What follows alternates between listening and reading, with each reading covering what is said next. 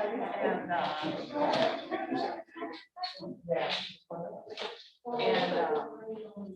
yeah, of course. And I'm holding.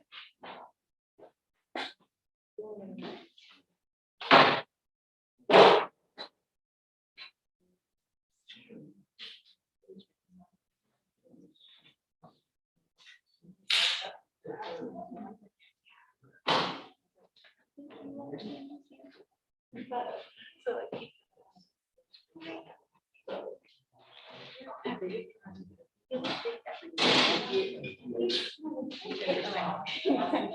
and so pick them up. Make sure he's facing. Has no idea. Yeah. And then like, they were all in that. Container. So I brought them all up.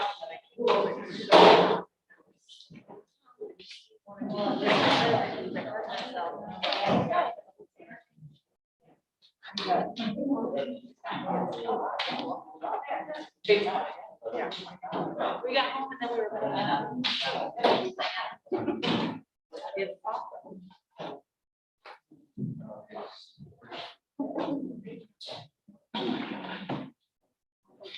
Yeah, it was literally like this big.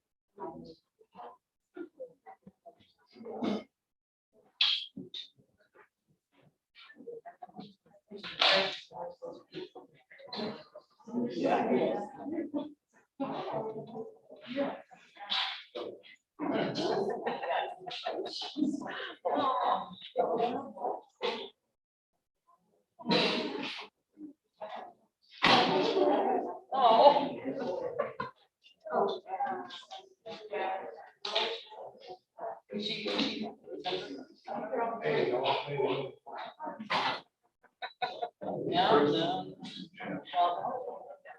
Thanks, man.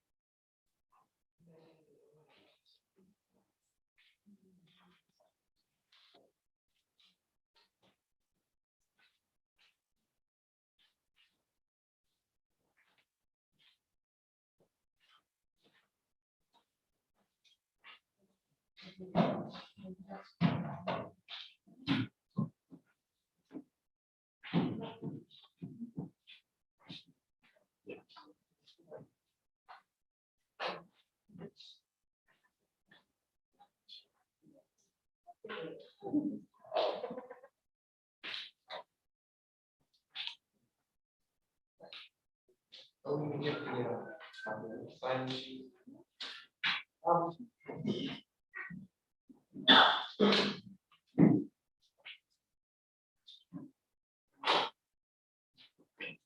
The regular council hereby called to order. So that's council. Please bow your heads. May God, our Heavenly Father, send down upon us the spirit of wisdom, charity, justice, so steadfast purpose for the faithful we serve. Our goal, our purpose is to welcome these others. Please rise for the pledge.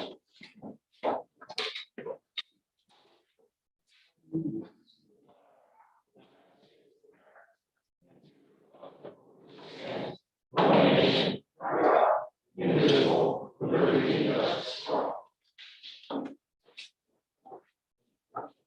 The first item we have on our agenda is a public hearing, which is a request to rezone the property at 1622 Camp Road from general office to medium commercial for beverage-related products.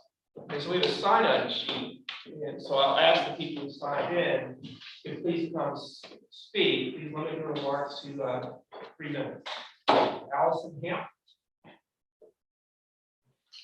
Good evening. I'd like to thank the council. I want to start off by saying that I do not want to be rezoned so this brewery can open.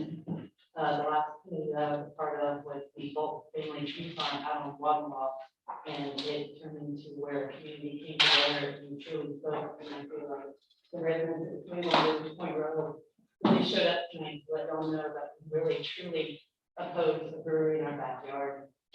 300 years ago, my family moved to Charleston, and we stayed here. I don't want to come home and sit and watch birds feeding in our bird feeder with my son and then listen to the nuisance of a brewery every night on a daily basis and, miss out on the memories that my grandfather shared. So I just wanted to stand here tonight and say that whatever legal ramifications I have to do to fight this brewery, I'm going to do it. I don't want this to happen. I don't know if this is in current spot zoning or not. I just feel like we didn't buy the condos we live in to have a brewery on a daily basis, 20 feet from our house. Thank you. Thank you. So next is Terry Wallace. Thank you very much. I'm Terry Wallace, I'm a new resident, and I live in the 10G at the Rivers Point Road. And my warehouse, and my patio door is literally 23 feet from the back of the warehouse. It is approximately 49 feet to the front of the warehouse, outside 100 feet. I am concerned about the noise and what might be going on back there, that it may be fun, but it's going to be loud. I would have very little privacy even with the 5 pins, because that's not going to affect the noise and also not going to windows right around there. So we know that they own, I've been covered area experience ones. I've already sent you guys 2 mails with pictures.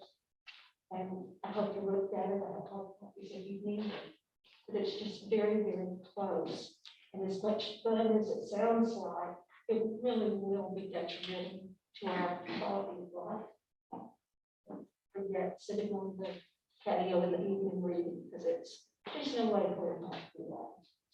And there will be other factors too, because my son-in-law works for a brewery in North Carolina, and he thinks it looks better. Because people do things when they're having fun that maybe would not be appropriate to do. And I love dogs, but, you know. But anyway, thank you for letting me talk, and I will change all Next is Donna Tracy. I'm sorry, we can't hear anything back here. Any way to turn off the microphone or? Well, I'm asking, is Donna Tracy here? I'm here. I don't want to speak though. All right, thank you. Melissa Gold. I apologize, I brought my cell phone because I've been at work since 6 o'clock this morning, so I have notes on my phone. Please try to speak in the microphone. Oh, yes, absolutely. So my name is Melissa Golden, and I live at 21 Rivers Point Road. And I have emailed already considering the concerns of the residents. So what I also want you to know is I'm a registered nurse of 18 years. So I'm also looking at this from a public health and safety point of view. I realize that with a microbrewery right behind us, 15 feet from my back patio, they're going to be using compressed gases, including oxygen tanks, which are very explosive. I work with compressed gases every single day at the hospital, and I know by dumping over just one small tank, that's a massive explosion. And again, that's 15 feet from our back lawn. The other thing I know is the potential owner has mentioned that they'll be using that back building for equipment storage and supply storage. The industrial strength and industrial size chemicals that they will be using to clean their equipment are very hazardous and also explosive. And they are 15 feet away from a toddler's bedroom. There are 17 buildings in our condo complex, and that's 136 homes that are within 300 to 500 feet of this location. What I really hope you'll understand is that if this permit is allowed to go through, I feel like that's making the statement that money and business is more important than the quality of life and the safety of the residents that live in this area. So thank you so much for taking the time to listen. Thank you.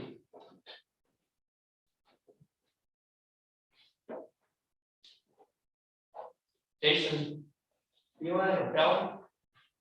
Jason?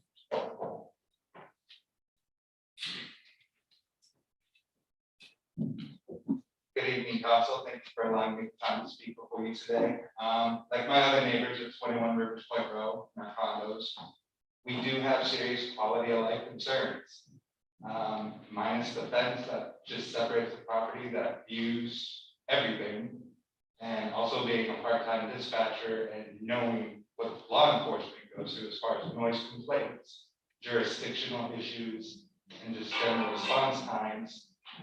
I can say in my heart that I don't want to come home at 1:30 in the morning, maybe having loud music, being too loud, not having to call the cops just to tell them to be quiet, because it's such a pain and nobody wants to do it.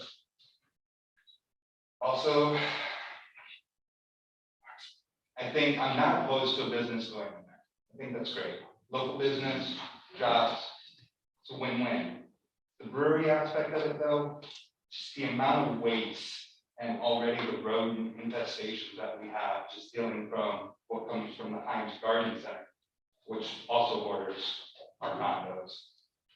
I just don't see this being a positive impact for our immediate area.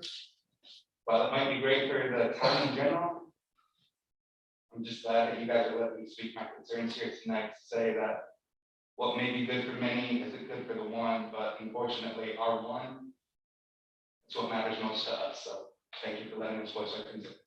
Thank you. Next, Elena Galan. Go on. I don't want to speak. I don't just decide. Matt Woolsey.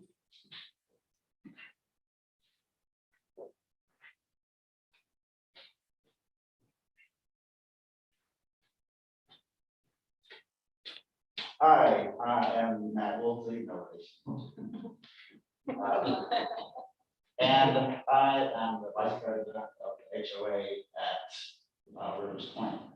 Condominiums at 21 Rivers Point Road. And we just happen to be in the city of Charleston, back up to the address that Jason and James Bible. But we posted this on our Facebook page. And it just talks about the proximity, literally within feet. Our patios on the back row of our condos back up and have a very, very narrow little yard. And there's a fence of the proposed site. And we just feel that we realize from what we've heard that music would be played indoors only. But even when music is only played indoors, sometimes you just wonder, where is that bass coming from? You just keep hearing a bass music. We're afraid that's where it would be coming from. While we're watching our evening news, I mean, real close to this proposed outfit. And another situation that we worry about is, let's just say that everybody's been having a good time indoors. And then they start to file out. They got the cars parked there. They want to hang out just a minute, talk with their buddies, laugh. We expect them to laugh. We expect to hoop and holler every now and then after they've been drinking beers. But we also kind of expect that every now and then we'll get a wanderer who will very conveniently come to the back of the property because the line in the bathroom is just too long. They can't hold it to get home, so they'll just come to the back of the property. And, you know where we're going then, and then, not to mention sitting up there on our patios, listening to the crickets, and all of a sudden we hear a big loud belch after chugging beer all night long. So, and it's coming right from here literally to that table. Our patio, the little yard, that table is the fence, the divider. We realize there's a building at the back of the property, a pretty tall building, but it does not cover the entire property. And then you've got angles from which sound would come from outdoor diners and headlights shining from cars in the parking area back there. And that just feels like a big invasion of our quiet Thank you, little. Mr. Wiltie, that's 3 minutes. So you get a picture. Thank you. Thank you so much. Next, Hillary Rosick.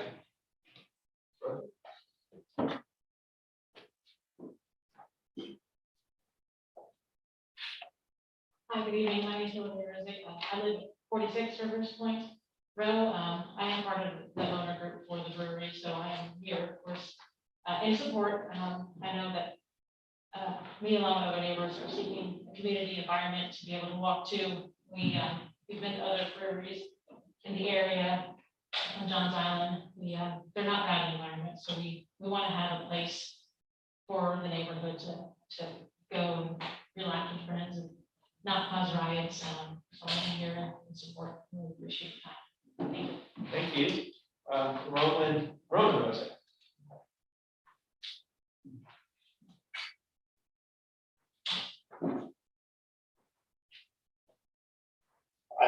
Thanks for having us again tonight. I'm also a neighbor, I live with my wife, clearly at 46 Rivers Point Road. And, you know, one of the things that we've been wanting to do is bring a sense of community and kind of bring people together, actually, a little more than they are. And one of the things that we like about the firehouse is the proximity to the neighborhoods. We don't aim to be a poorhouse or loud, booming, bass environment. We're looking for something that's a little more like close to bring people together. You can go out, share a drink, talk. I personally don't like loud music. Partially deaf, so it's kind of hard for me to. Sir, if you would address council, please. I apologize. I was just trying to talk to them too. But you know, I look at these loud places, it's just not for me personally. I like to go somewhere and have a conversation with people. And I also like to share something that I've been doing for almost 20 years. And my partner's been doing it for almost 20 years. As far as exclusion, I will share your concerns, but CO2 is an inert gas, which means it can't explode structural engineer by day. I'm pretty confident those buildings can handle CO2. I have no intention of doing anything dangerous. My children live in the neighborhood as well. You know, we just really want to go ahead and do something that's positive for the local community, that utilizes the sidewalks, people can take golf carts, bicycles, make use of the Poly Road Improvement Plan, which we're all rooted for. I really look forward to that developing and being part of that at the end of that line. And I just think that will be a positive asset for the community. Your neighbors, have a beer. Thank you very much. So next we have Cheryl Brown. I just signed in that though. Abraham Garcia. Thank you for having me. Yeah, I came out here to support, I just heard about this today. And, one of the best places that I've ever been to around the country, some of the best places are local breweries that are locally owned, maybe small batch beer. Like he's saying, it's not a rowdy environment. Most craft beer breweries that you go to, almost everyone that I've been to, I've met some of the best people, down to earth people, parent friends that I've made and like stuck around for life. These are like really community environments. And I think James Island is really in need of more third places that bring the community together. Have a beer. You know, when we talk about disagreements, what do you say? Hey, let's go grab a beer, right? And this is a perfect opportunity. That's a great building. I'm sure that they were going to take every step possible to make it safe and make it inviting. All of the concerns, like I hear them, but they're theoretical concerns over something that does not even exist yet. And those conversations can still be had. We can work through it as a community and have a beer together. Thank you. Emily Payne.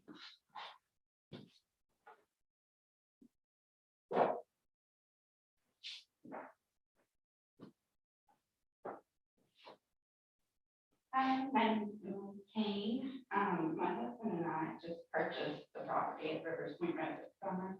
We have 2 young children, and we're just concerned about the noise and about, late night when we're trying to get our children to school in the morning.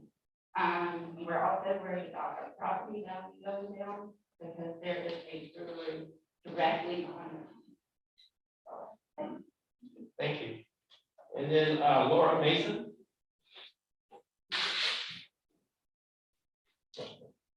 Hello, thank you for listening to me tonight. I'm here in support of the brewery, and I've heard the concerns, and I think that they're valid, but my opinion of the brewery in the neighborhood is a much more family-friendly, neighborhood-focused gathering place. I personally know Roman and Hillary. We walk our dogs in the neighborhood, and I have full trust that it will be a family-friendly neighborhood gathering spot. And so that's what I'm going to say. Okay. So that is all we have signed up to speak. Is there anyone else who would like to speak this evening? Please state your name and your address. Thank you so much for letting me speak tonight. I appreciate it. My name is Lauren Platt, and I'm a resident at 21 Rivers Point Road, Unit 10A. I am a young single woman. I love being able to go out and have a drink and listen to live music, but I also appreciate having the choice to do so. This is a picture out of my bedroom window that overlooks the back of the fire department, or previously will be rezoned for this brewery. I like having a good time like the rest of them. I love James Island. It has been my home from the moment I moved to South Carolina 6 years ago. I moved to that location because I love James Island and I loved the location. It was quiet, it was safe. I do recognize that I moved next to a fire department.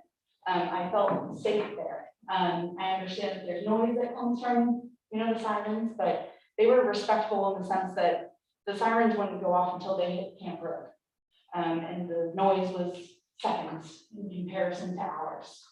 I like to be able to enter onto my patio and enjoy a quiet night after a long week of work. The fence from my patio is 14 feet.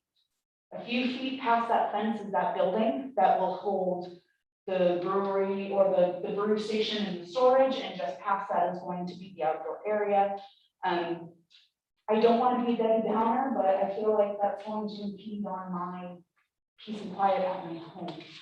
And I don't feel safe knowing that there is going to be potential patrons coming out and coming towards my property line. I am a single woman, and there's a mere chain link fence between me and that property, let alone the noise and everything else. I would love to have a brewery on the environment where I can go and enjoy it, but not in my backyard. So literally in my backyard. So I appreciate you letting me speak and appreciate the consideration. Thank you. Anyone else? All right, well, I'll call this public hearing closed. Right, the next item on the agenda is public hearing for ordinance 2021-12. This is ordinance amending the town of James Island land use development regulations, replacing the special exception requirement in the RSL district for agriculture with condition C and corresponding ordinances in the mobility regulations 9018 in Zeldar section 1. Is there someone who signed up to? Go ahead, go get that. No.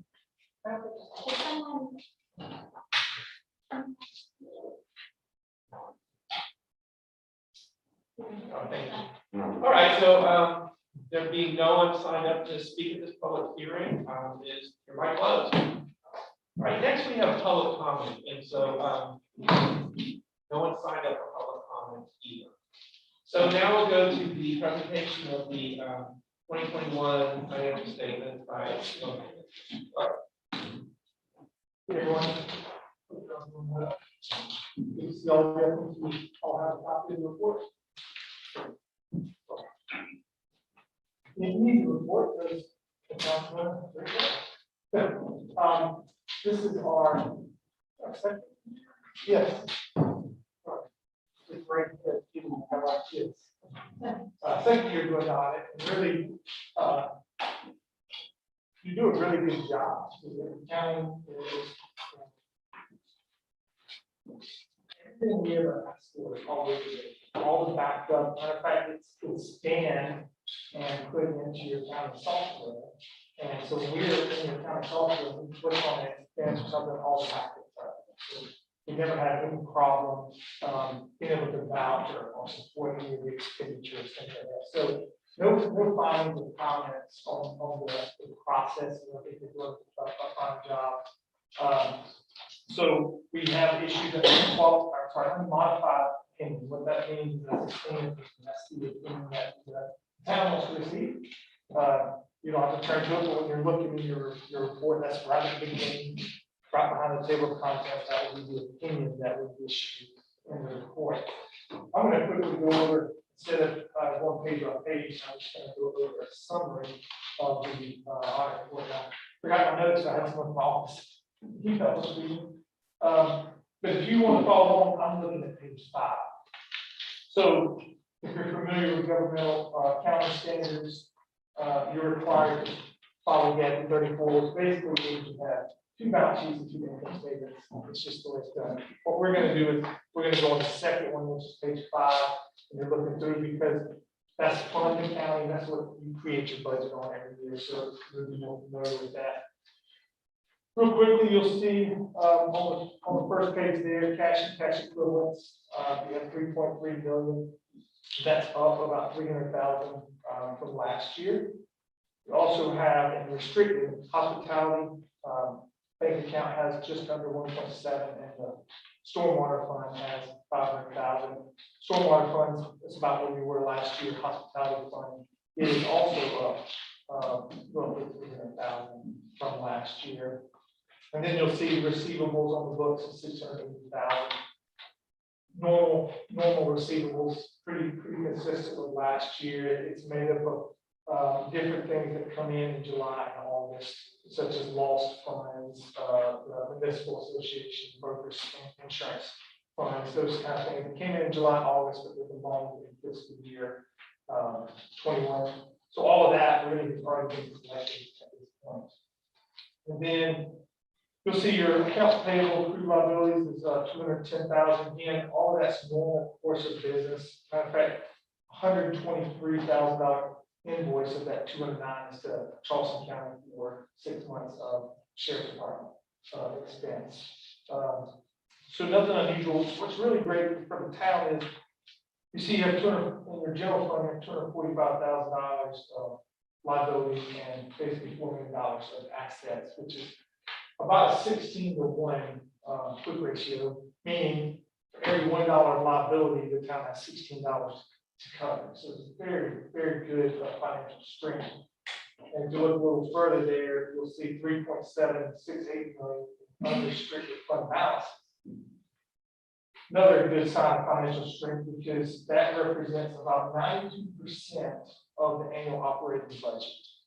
To give you some benchmarks, the Governmental Financial Officers Association recommends you have at least 2 months or 16.7% in your unassigned fund balance. You have 92%. So just a really good sign of financial strength of the town. And then the next page is your basically your income statement of revenues, expenditures, and changes in fund balance. And you can see, obviously, your stormwater fund is coming in and it's paying for those type of expenses. Your hospitality, you have limitations as to what you spend. So if you look there at your general fund column, and you go all the way to the bottom, you see you had a positive change of 154,000. Overall, your revenue was higher than the previous year by, in the general fund only, by about 375,000. Most of that lost 200,000. That was additional loss funds this year versus 20. Insurance collection, the municipal association, you know that's kind of a trending down revenue line has been for the last couple of years. So that was down, but then you also had FEMA money. So those are really the big changes in revenue lines from the previous year. And then on the expenditures, you got 4,900,000 was on tax relief for the citizens. $1 million was capital outlay. Most of the rest of it was fairly consistent. Public Works had a few extra projects. You have a little extra expense there. Most of which you had already planned and budgeted for last year's budget. So nothing concerning on your P&L. Overall, I love the budget actual because as a council, you're approving a budget every year. And you're saying, hey, this is what we expect the town to do. And so your budget was a break-even budget that you had voted and approved on, but you actually were $150,000 better than that. So you had some improvement there. A couple other things I'll mention. Of the 1.2 million capital outlay, 400,000 was for the Styles Drive land that you purchased. 500,000 infrastructure, drainage, traffic, top things. That seems to be where you spent a lot of your money the last couple of years on those kind of things. And I drove to Myrtle Beach here, and I told Ashley, I can understand why you're spending money on traffic control. That's how it's coming through at 6 o'clock. Also, you had 175,000 on the Arts and Cultural Center that you spent. And then the last thing I'll mention, just a reminder, the net pension liabilities, as you all know, the state's retirement fund is about $26 billion in the whole. You have almost $2 million of that allocated to the town. Columbia has a separate auditor, actuary who comes in. They do all that and they assign every participant in the retirement, every town, county, special purpose district, this amount allocated to them. Yours is $2 million. It went up 300,000 last year, which the contribution, the 4-year contribution rate has gone up since 2017. In fact, it went up another 1% in 22, so that it went from 11.4% in fiscal year 17 to 16.4% next year, fiscal year 22. So what that means to the town is every time it goes up 1%, it costs the town about $10,000 more. So fiscal year 22 versus fiscal year 17, this is 5 years ago, it cost the town $60,000 more per year for the retirement contribution than it did just 5 years ago with the same payroll, with no adjustments to payroll. So that's kind of where that liability is on the books, and you're not making like any kind of principal interest payments to it, but where you're making payments to it is that continuing to increase. And you're not alone, in every participant is doing that. So that's a real quick summary. Overall, I think the town's in very good financial shape. I think you'll do a really good job on the processes, so we can have findings or suggestions on that. I'm glad to answer any questions, but. Thanks so much. Okay. So, next we go to the consent agenda, this is our minutes from August 29th. So move second. All in favor, say aye. Opposed? So that passes. Next we'll go to election of mayor pro tem. I would like to nominate Dan Bowles for mayor pro tem. I think Councilman Molinax done an excellent job, but in kind of keeping with the trend as he started, rotating the position of mayor pro tem. I'd like to nominate Dan Bowles. Is that? Any further nominations? Hearing none, all in favor say aye. Aye. Opposed? That passes. Next, we go to information reports. Our next report is the finance report.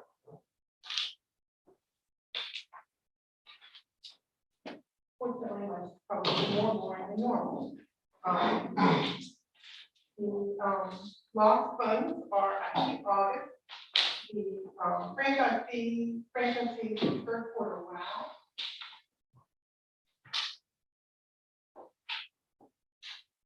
Under public works project, $9,400 was work done on Waterwood, $8,600 was on Piccadilly, $700 were dog station, $10,000 more came to Charleston County for miscellaneous projects.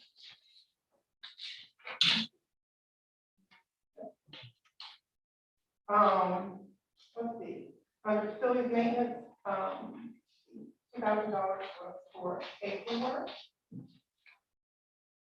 Under the repair care program, that was worked on Seaside and Wellington, 2 routes. And under drainage project, there should be some benefits for $12,000 for Thompson. And hospitality tax is September.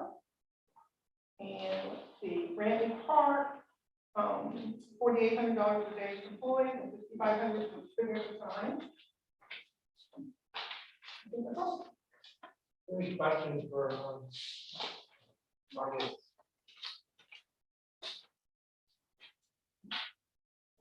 Thank you very much. Appreciate that.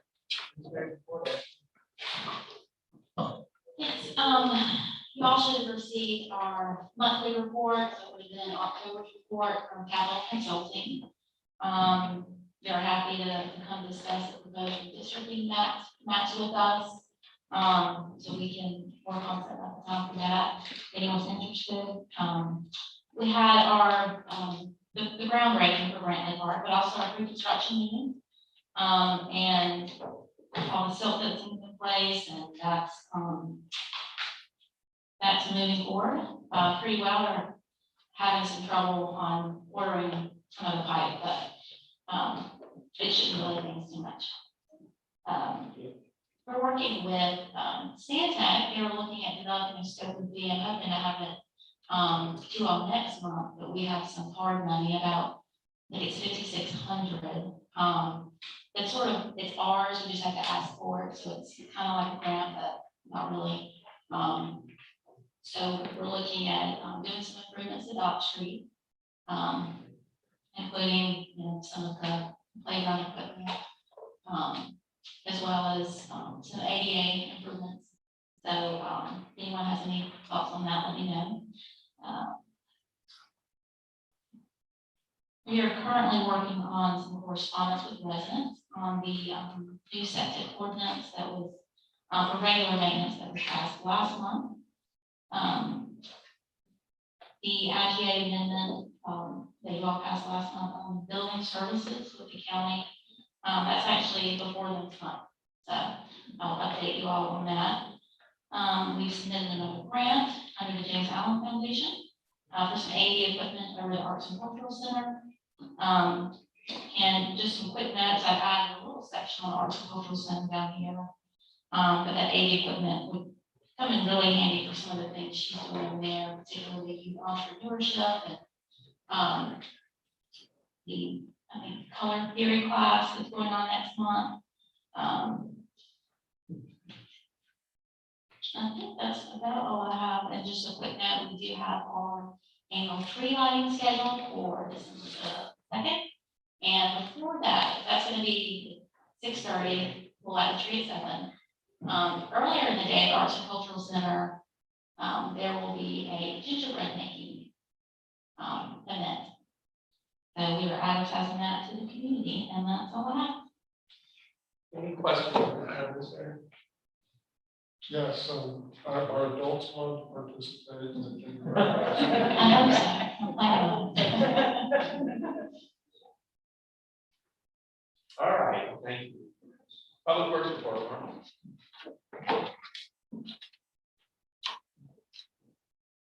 Good evening, everyone. This is the October Public Works report. There were 18 new requests for service in October. 4 were drainage related. Staff responded to all requests. The number was so high because the annual newsletter went out, encouraging people to contact us. Staff held monthly meetings with stormwater managers. Staff has been monitoring the Lighthouse Boulevard drainage and sidewalk project. Sidewalk was completed. The drainage portion is continuing up Lighthouse Boulevard for Johnson Road, but is still waiting on AT&T to move their equipment for completion. Thomas MacArthur started with the Public Works Department's facilities maintenance coordinator. You'll see him around doing a variety of things in the town. And he lives in the town, he grew up in the town, so he's local. Staff participated in a meeting with the James Island Creek Water Quality Task Force.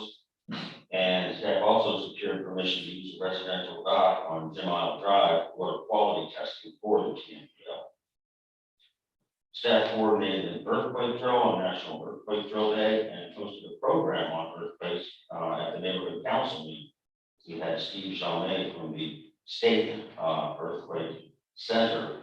He teaches at College of Charleston and is the expert on earthquakes in South Carolina. And gave a talk to the neighborhood council. Contractor installing the radar feedback signs on Fort Johnson Road began work on the electrical in October. And you all may have noticed that the signs are in place. We are just now working with Dominion Energy on hooking them up to the power. Staff aided coordinated repairs by SCDOT, the outfall at Hills Bluff and Fort Sumter, and all that has been completed. I'm to go by there, they did a nice job of addressing the side. Staff cleaned 6 signs in October, installed 1 new stop sign, and used 9 bags of pothole patch on 5 potholes. And staff has been continuing to cut the vegetation on the right of way to improve driver vision in various locations. Also want to mention that our Public Works Expo and water quality event that we held out here, I think was a success for the first one. And we're going to do another one next year, probably in October when it's not chilly. So that's all I have. Any questions from Public Works? All right, thank you. All right, Final Chair's Patrol report. Lieutenant.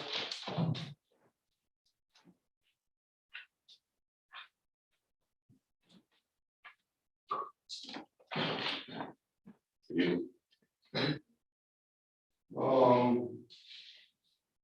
We had a few, definitely had some property crimes that we have to report. On September 22nd, we had a vehicle that was entered on Redwood Drive. The unlocked vehicle that was stolen, 1500 block, Camp Road. September 24th, we had the blessing box was damaged, food was used to vandalize it. 1100 block of Quail 11th, the building is entered, and some items are taken. This right here, Lost State Car Park is kind of the converter. We had this twice happen between the dates of August 15th and September 29th. There's a catalytic converters being cut off vehicles right around the 1,000 block of Folly Road and 1,715 block of Camp Road. We also had a church property that was spray painted 1,400 block of Camp Road, September 28th. We had some shots fired that were reported on October 2nd, around 4 p.m. on Ocean View, which is unfounded, no evidence of anything. Nothing was hit or no property was hit. But our break-in, 1,100 block of Ocean View Road between September 4th and October 2nd, vehicle was entered. And then we had a situation on Briarfield on October 8th. We had a subject that was assaulted and a person was used Molotov cocktail. Deputies at Bay got a big SWAT call out. That guy's being charged federally by the ATF. So we won't have to deal with him for a little while. We got a bunch of break-ins on Fort Sumter Road, and car break-ins on October 11th. And which Sergeant Carrollman. We did put chase to the mail on Kentwood after midnight where we tried to enter a vehicle, it's not caught. We had some thefts up here at some of the gas stations. And we did have a stolen recovered vehicle from Pauline Avenue, October 28th, vehicle stolen, and then it was recovered the next day. And we had some graffiti on Jim Isle, 700 block of Jim Isle, and then 700 block of Folly Road on November 3rd. We had a patron that assaulted the bartender and the bouncer before the business, he's not identified. So we're very fortunate with having Sergeant Carroll, who just started over here in the town. He is the property crime sergeant for the detective division. So he is now seeing this, he's now being afforded this, and he's actually working numerous hours a week. So we're hoping that that will be a benefit to the town and to us that we have him over here and able to get some of this at home. Thank you. Any other questions? And over tomorrow, I will be delivering 7 turkeys. So if anybody here knows anyone, we do have a couple identified. We know we're going to have more than a couple. Now we have 7 tomorrow morning between hours of like 10 and 2, and some Thanksgiving stuff and everything. So if you know some families, people that are in need, if not, we'll find some. But we'd love to know if you have some people that.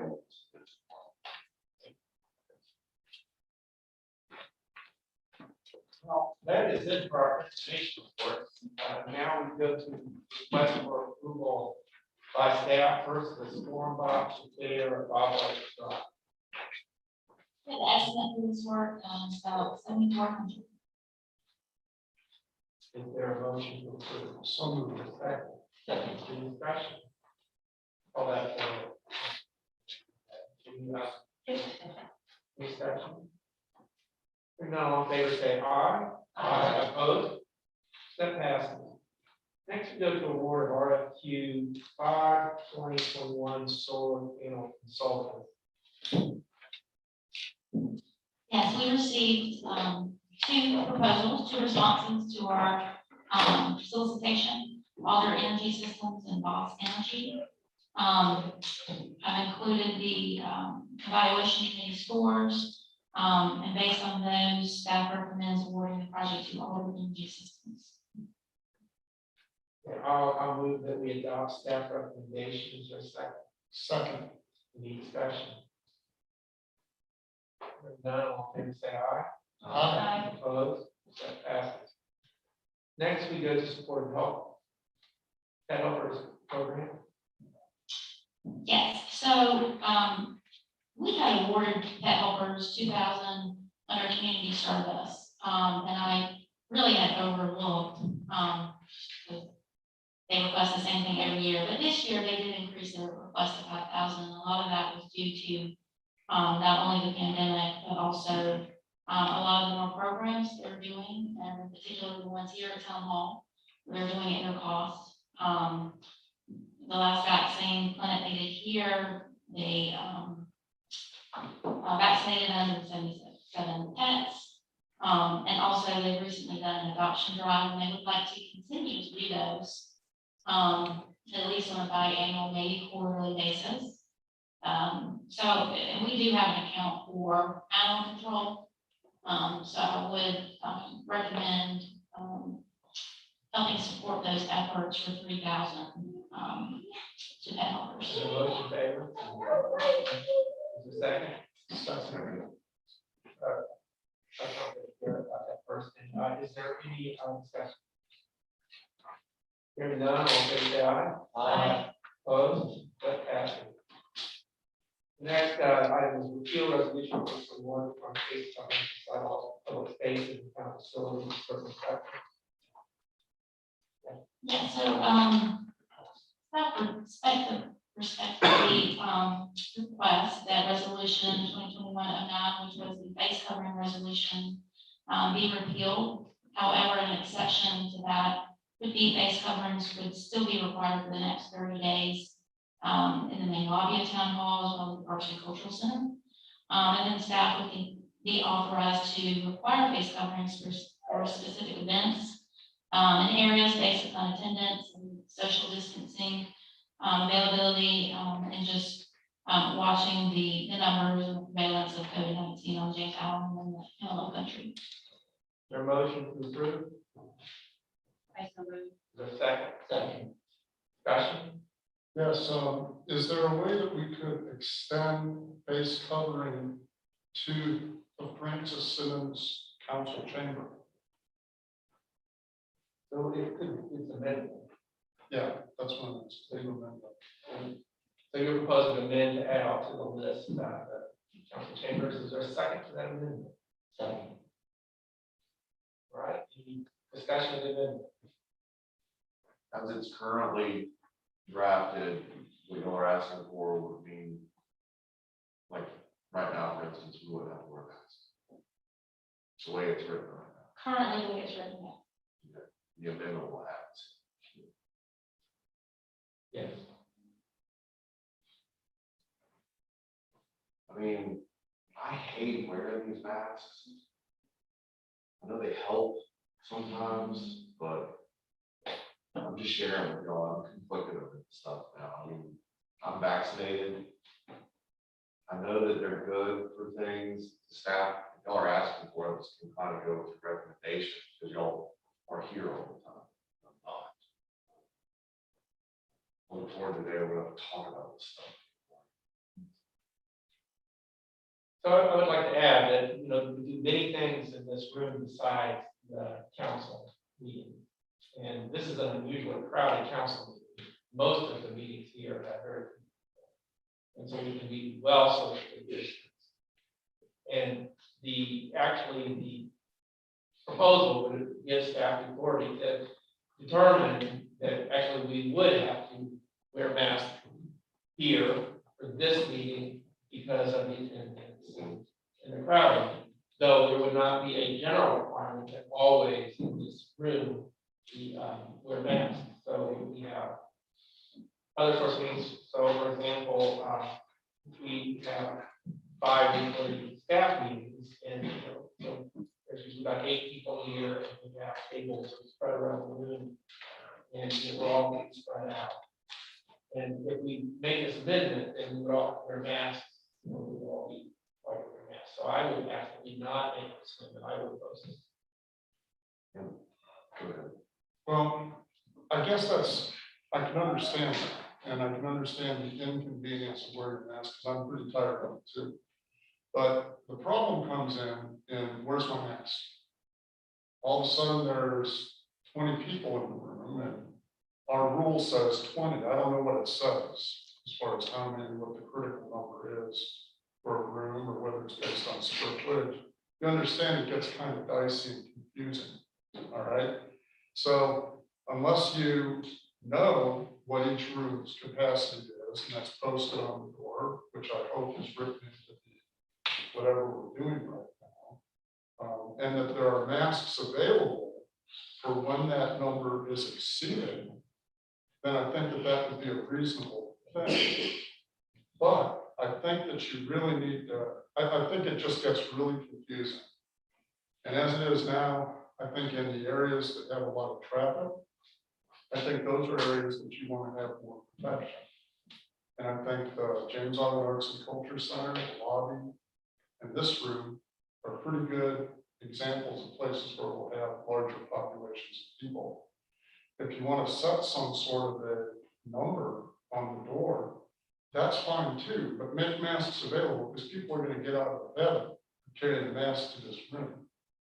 And they're going to have a way to protect themselves and others with the mask.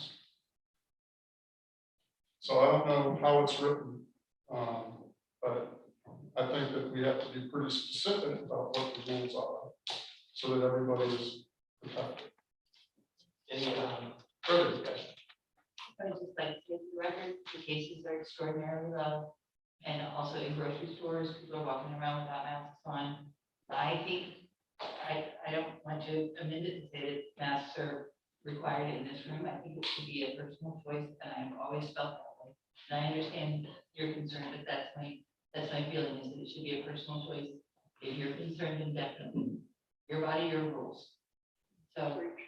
Any further discussion about this is the amendment that just passes, then the main motion will be to continue with the face mask requirement in this room as well as the lobby and the Arts and Cultural Center. So, any further discussion? So let's go ahead and vote. All in favor of the amendment, say aye. Aye. All opposed? No. So it fails. So now we're continuing to discuss the main motion now. And I apologize, I made a very serious mistake. So I just missed a step. So this was added to the agenda Monday or Tuesday. And in order to even consider this, we have to vote to approve the addition of this to the agenda. So I apologize, and we've already done some work, so let's go ahead and do that. So is there a motion to add this to the agenda?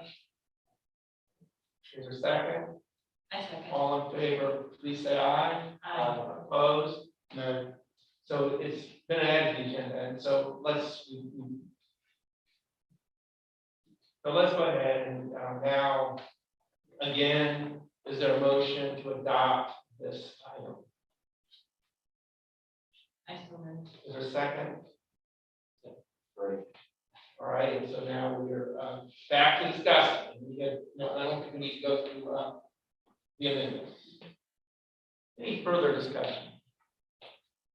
I just want to point out that I think it would be good practice, if this were asked to, count how many chairs in this room can be spaced out 6 feet apart.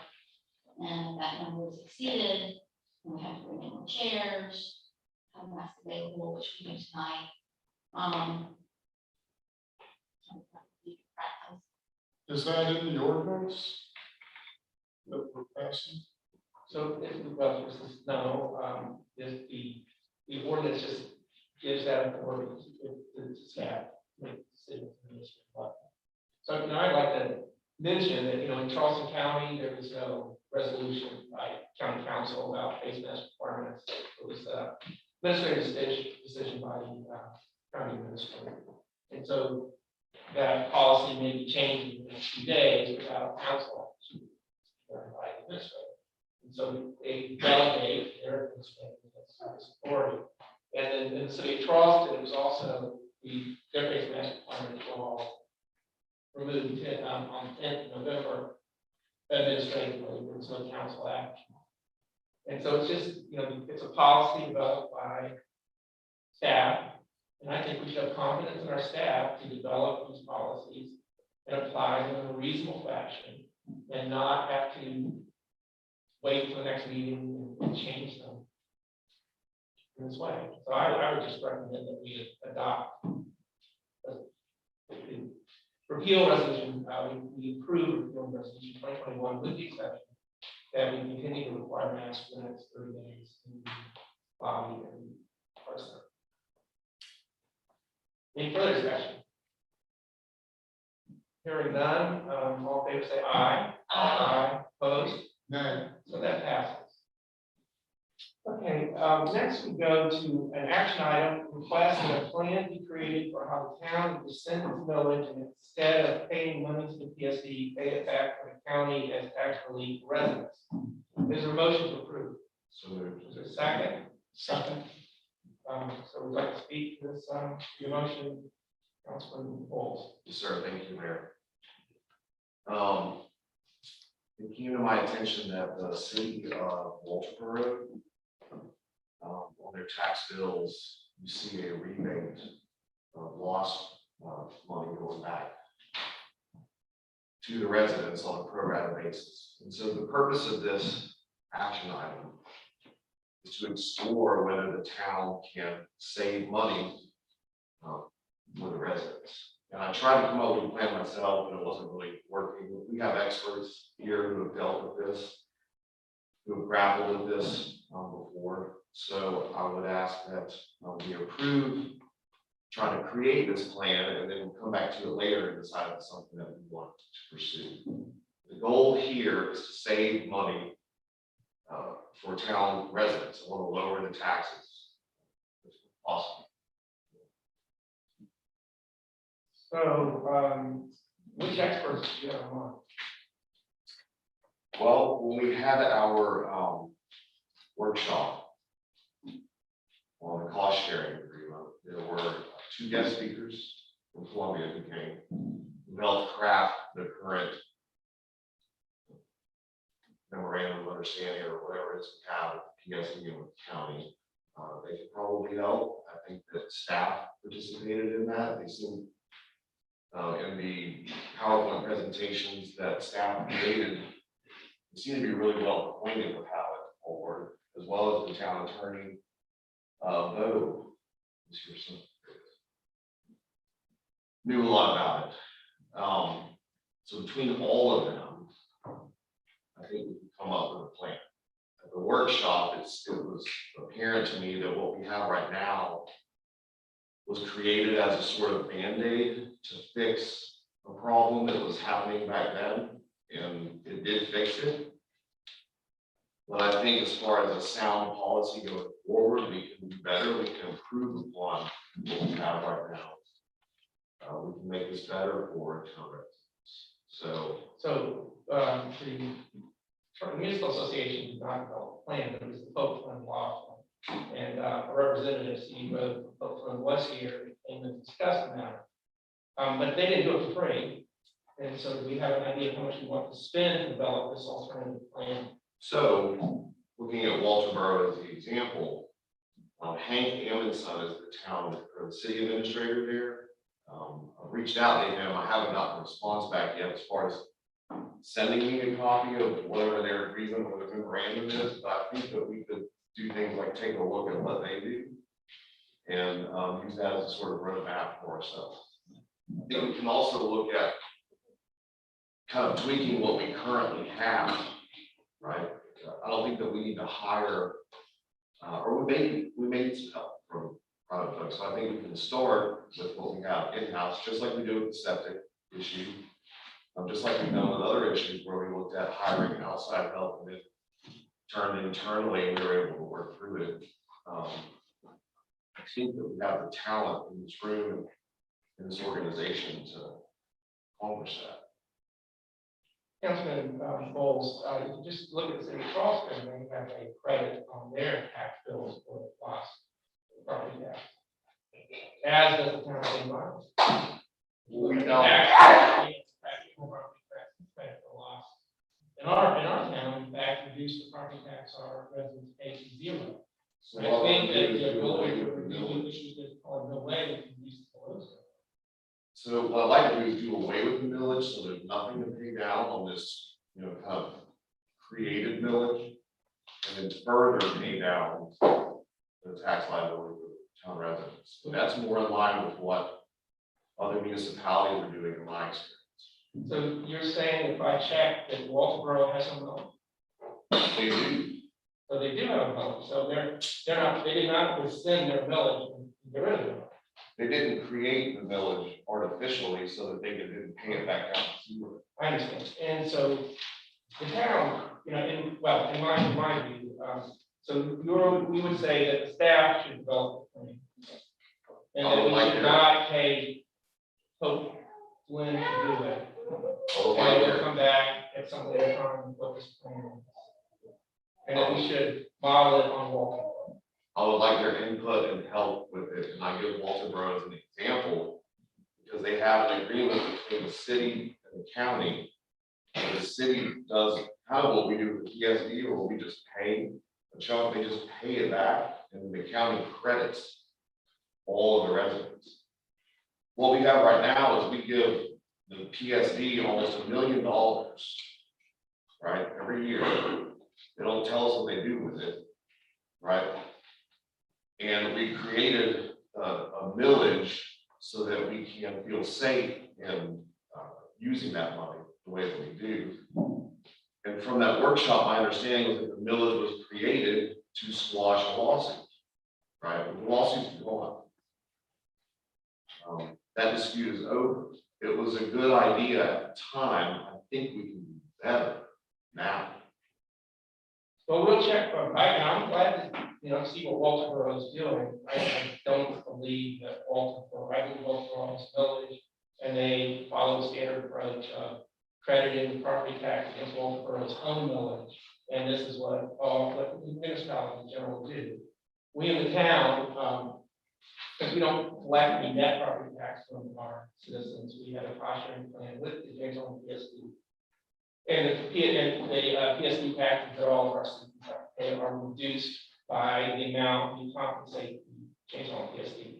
And I don't see that there is any way that we will save our taxpayers any money by just rejiggering this and working through the county. We're all clear, that's what you think about it. We were here when the recycle bins got dumped out. We were talking about this.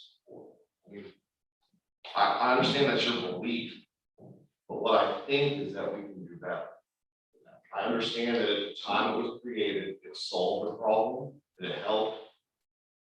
But right now, we have a millage of 20 mills. I think that we can just do away with that. Okay. And I think that we can take this $1 million that we've been given to the PSD, and we can lower everyone's tax bills more with that. Now, if the PSD reacts to that, that's something between the PSD and its ratepayers. Okay, that's not for the town. And I understand that we're in a unique position because we're the only municipality that is completely covered by a special services district, and that's unique. And I know I've said this again, I'm sorry to repeat myself, but at the time that the current plan, which is almost, I think it's over a decade old, was created, it was fixing a fight. It was solving a problem that now is gone. And I think that we can do better. And I think that we have the talent and the intelligence in this organization to do that. So if at the next meeting, like the staff reports that no, we do not do that, that there will be no savings, no additional reduction in town taxpayer. You said everyone's tax will be reduced.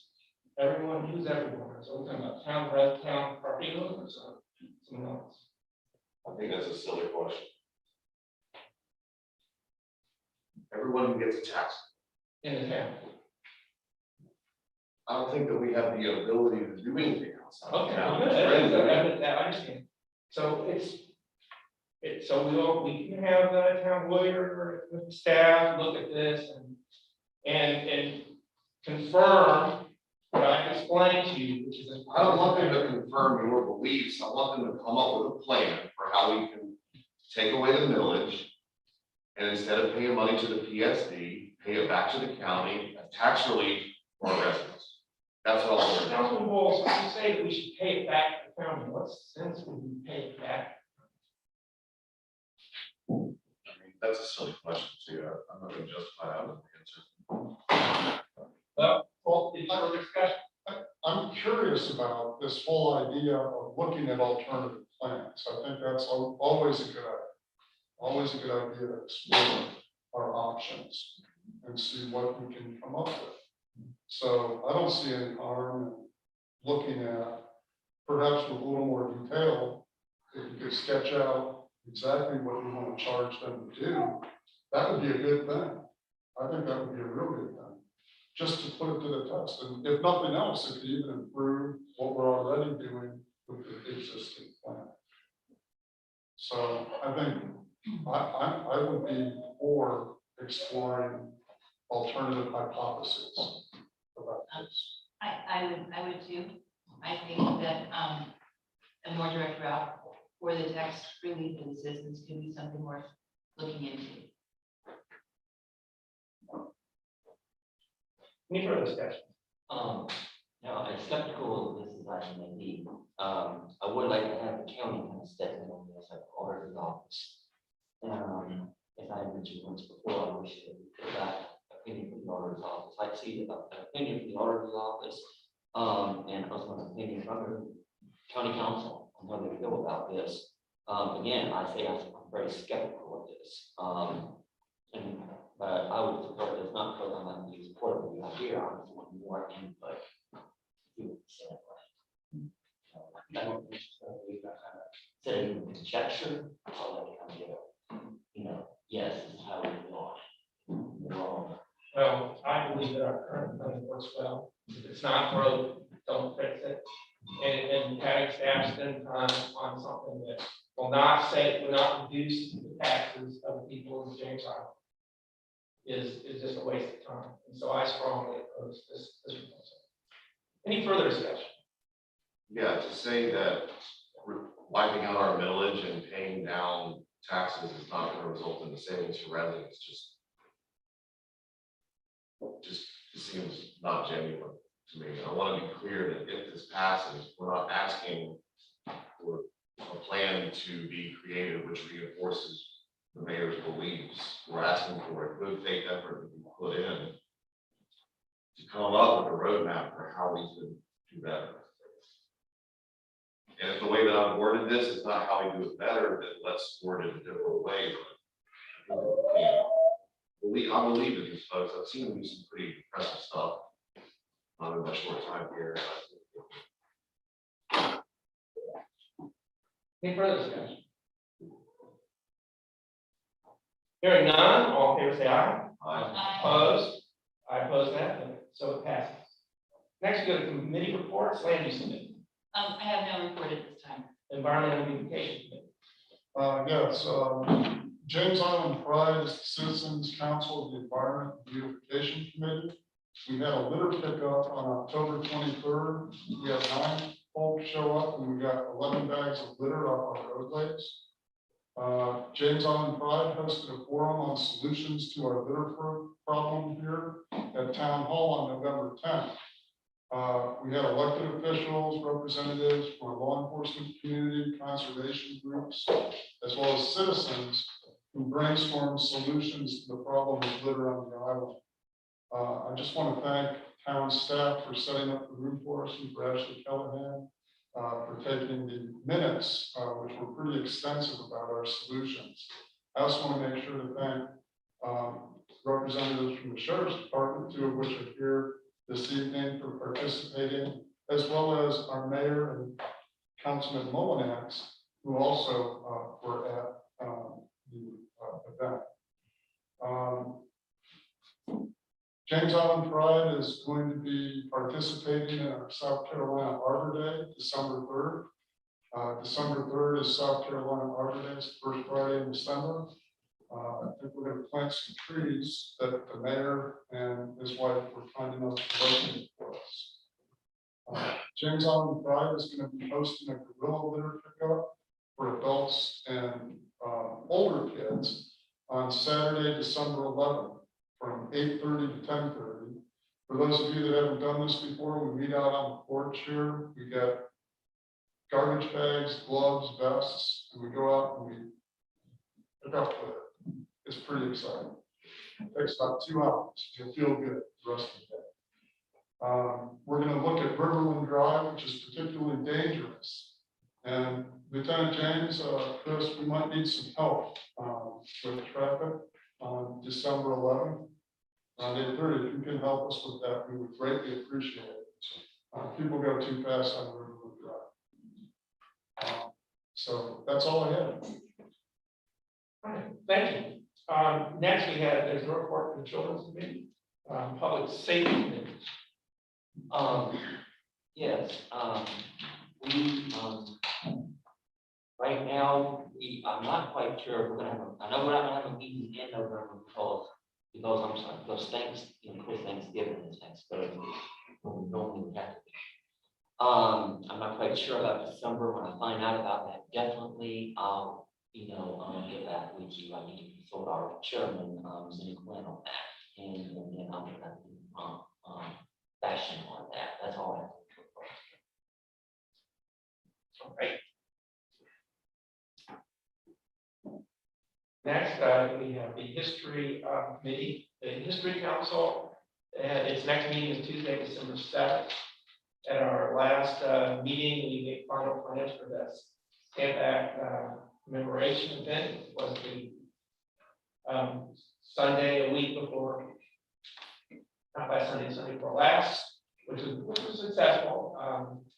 We had a nice crowd turned out and some reenactors. And we just hope we will continue this in future years.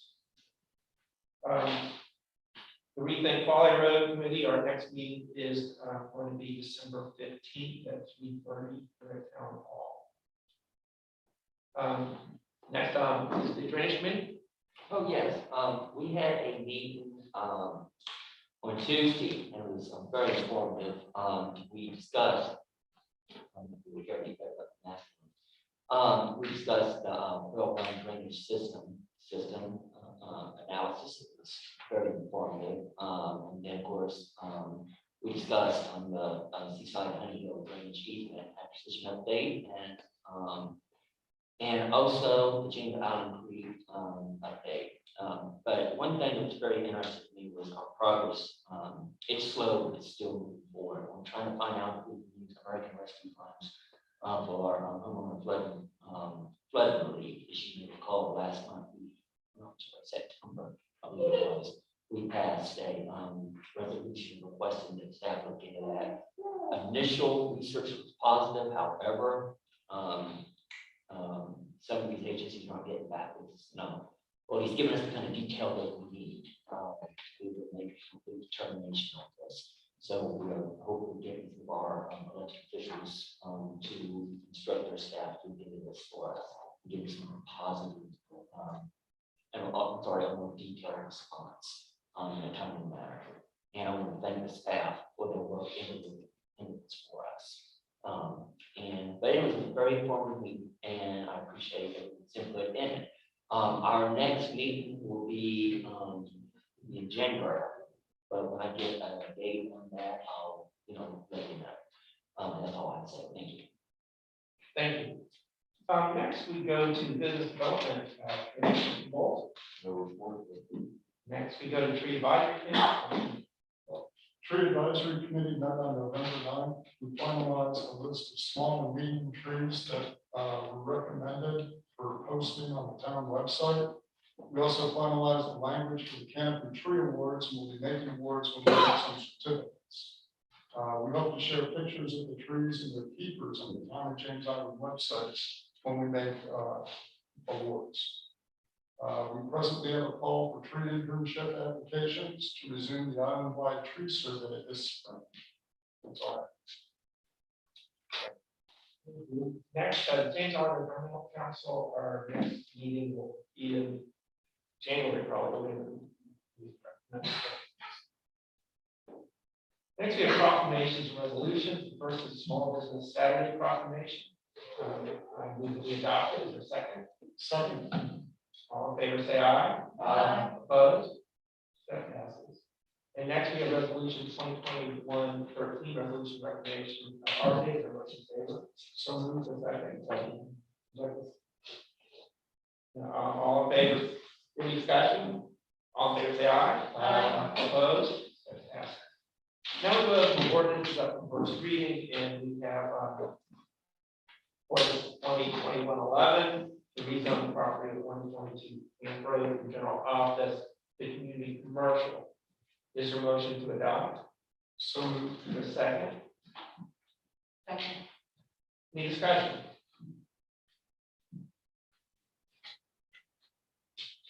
Our planning director is here to all any questions. I do actually have a question. About the fencing behind, can you speak to that? Is it gonna stay the chain link? This is, I'm sorry, what we've been questioning. I'm sorry for Kristen. I was The on the planning director. I was at that meeting, I can't remember if fencing was discussed or anything like. The plan commission? No, we didn't discuss any fencing, but, during the site plan review process is when that sort of thing will be discussed. If this passes tonight, this would still go through the board zoning appeals for their more specific site conditions, adding conditions. There would be requirements for buffering and things like that anyways, for adding things like that. Thank you. So like, perhaps everyone understands this already, but if we rezone this to community commercial, and this would allow a variety of uses in this property, including breweries, Beverage manufacturing. beverage manufacturing, but only if they get a special exception, which goes to the BZA. And the BZA can put restrictions on it. Any other, Could the DCA put a restriction about amplified music? They can, and usually they do when there's a, this type of, like a bar or a restaurant going in, or restrictions on outside music period. They've done that previously. any other discussion? All right, well, none, all in favor say aye. Opposed? So I'm voting against that, so it passes. So let's go to the next item on the agenda, which is public hearing ordinance amending county development regulations for the EP. Is there a motion to approve? Is there a second? I'll second. Any discussion? Right now, do we have anything that speaks to people? Yes. Kristen? Right now, so when I read the proposed ordinance amending the town zoning regulations for the it looked like I had seen, I'm out of this, but it looked like everything was being added. Yeah, so currently what's in the ordinance is it's allowed in residential with special exception from the PDA. So, and we've never had an application for the PDA. That changed, it was probably 2013 or 2014, we didn't allow it. And then we got some outcry from residents, so we added it as for a special exception. And that was with the thought of, the BZA can add conditions. And so what I did was I just consulted with some local bee experts, and the condition that what was added in the blue was what they recommended, which would be most likely what the board of zoning appeals would add as conditions. It just kind of eliminates that $250 fee for the residents to go in, and the whole public hearing process is kind of lengthy, but so we do allow it currently with a special exception. And these are just some recommended regulations for residential beekeeping. Any further discussion? Yeah, one of the questions I have has to do with property rights. And it says here that under number 3, homeowners within 150 feet of the property, closest property line, the closest property line of the requesting party must sign a letter of consent to the number of additional hives to be housed at the location. So Is that for hives that are greater in number than Right. 2? So if you go to,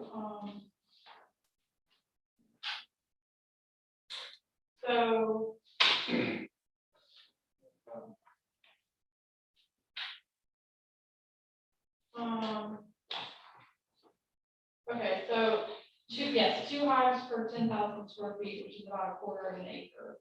So if you had, if you wanted 3 hives and you have a quarter of an acre, that's when you go through this process. To get the special permit, it's kind of the same that we do with, chickens. You can have a certain number of chickens per your yard size, and if you wanted a number over that, and you get consent and go through the other regulations to get the special permit for that. That was in the livability section. On the next page, 90.18. So if you have 3 acres, would you have to get an exception for additional land? If you had 3 acres, then you'd need an exception for,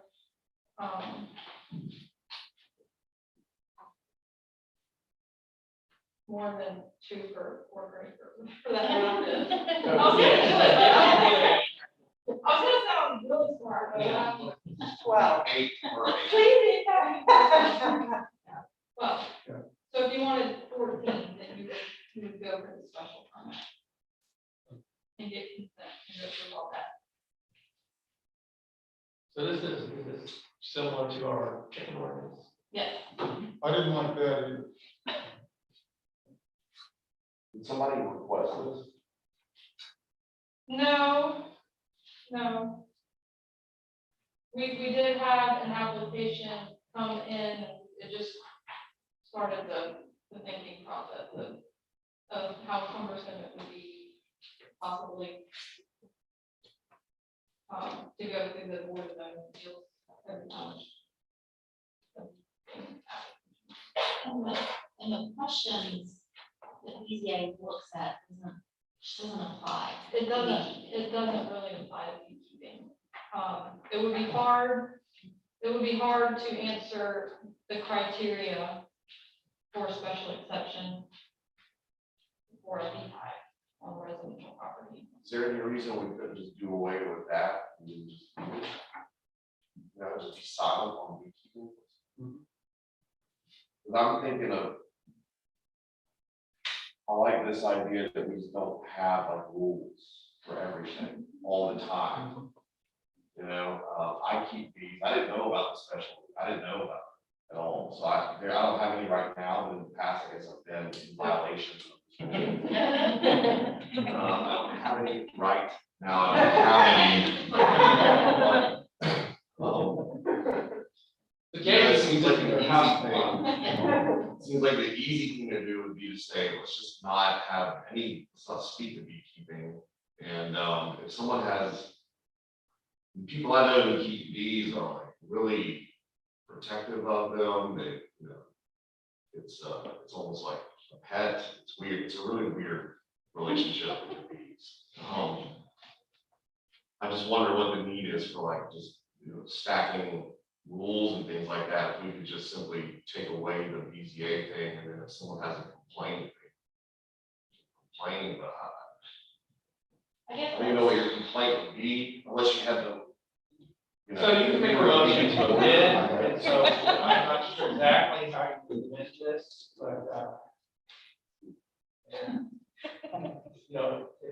how you would, just removing the special exception and not adding any other part. No. Right? So that's- Chicken hoarding results in like, chicken hoarding is gross, right? It stinks. Nobody likes it, and I know that has occurred before.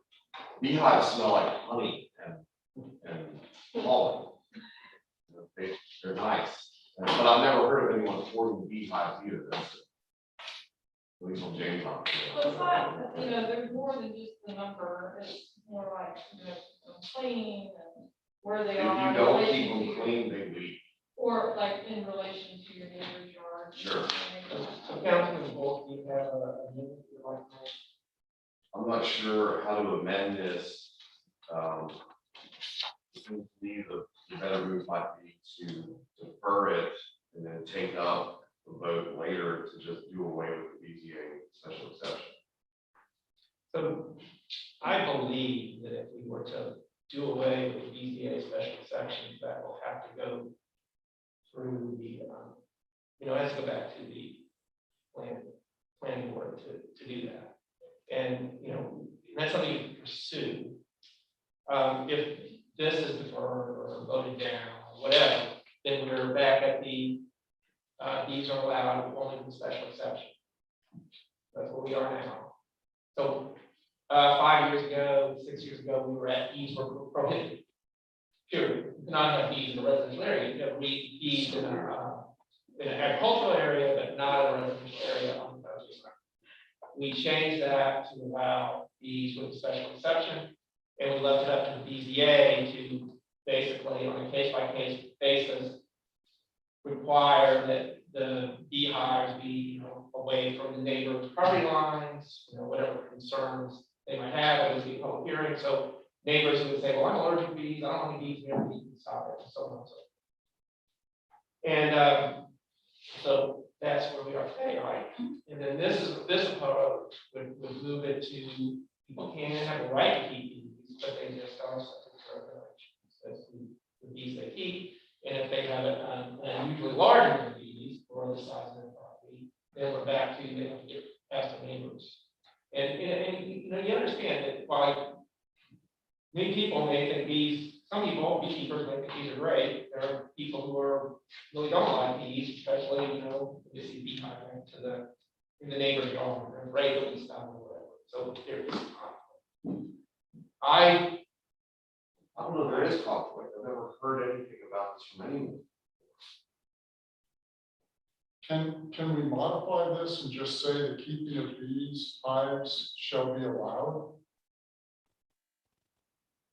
And that's it?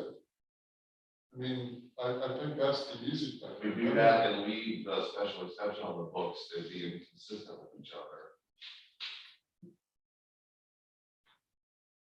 No, I mean, it's like, no, you can't, it says, if we're going to go to the, get rid, you know, bees are just permitted as residential areas, there's no way we can get around it, we go back to the planning commission, and, the planning commission wants to, you know, and then we'll come back and do this, make such an ordinance. I think the fewer rules and the fewer taxes we have will get the happier everyone.